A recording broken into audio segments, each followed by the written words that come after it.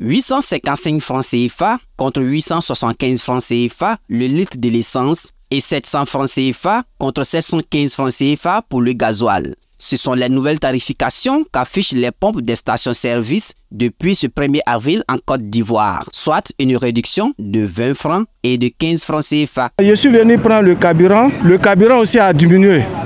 En tout cas, ça nous fait plaisir. Donc la personne qui est honnête, il peut faire la recette et puis descendre vite. En tout cas, on dit le 5 francs, c'est ça qui fait 10 francs.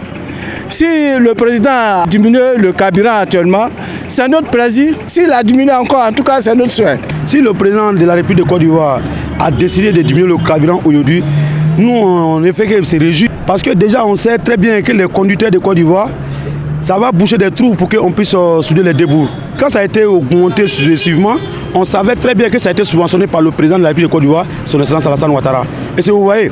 Mais quand il a diminué aujourd'hui, là, il n'a pas demandé l'avis de quelqu'un pour diminuer. Une réduction certes appréciable des usagers. Cependant, les transporteurs espèrent plus d'efforts du gouvernement. Non, il n'a qu'à diminuer fort parce que ça ne nous arrange pas trop.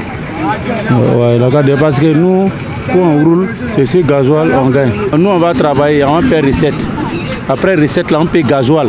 Apprenti, là, s'il n'a pas bon qu'elle, on ne va rien avoir. Pour les populations et passagers, cette réduction du prix du carburant devrait également refléter sur le coût du transport qui connaît une hausse lorsque le prix augmente, mais reste inchangé lorsque celui-ci baisse. Aujourd'hui, on a appris qu'ils ont diminué le carburant.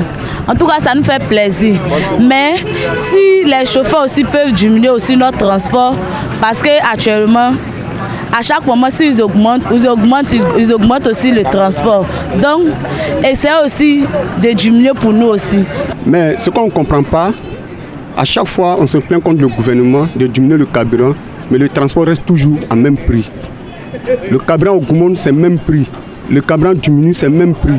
Et puis chacun se lève chaque matin, il donne le prix qu'il veut sur le transport. Puisque les passagers sont dans les besoins, ils sont obligés d'emprunter. Moi, je ne suis pas d'accord, ce n'est pas normal. Reste à voir si les autorités iront plus loin dans les mois à venir pour répondre aux attentes des transporteurs et des usagers.